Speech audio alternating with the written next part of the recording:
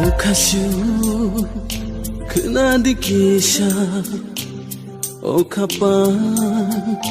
bathagdikisha Okashu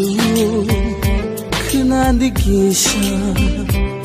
okapan kunadikisha Angle hamza kha baino Angle cha khani khao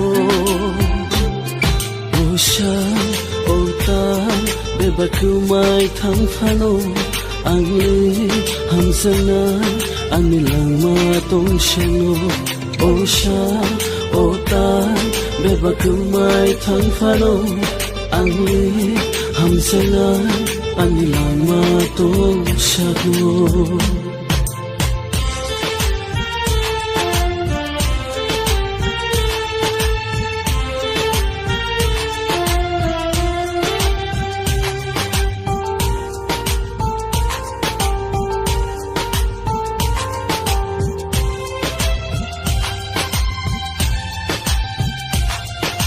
Khao cho bơi mang nô nô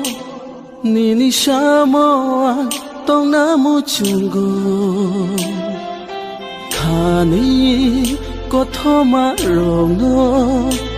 Shubayu yang le shanamu chungo Khao cho bơi mang nô nô Nini shamoan tong namu chungo Khani ko thoma rono Shubayu yang le shanamu chungo Oshai otai bebakumai thang phano Angle hamzana anilangma tong shano Oshai otai bebakumai thang phano Angle hamzana anilangma tong shano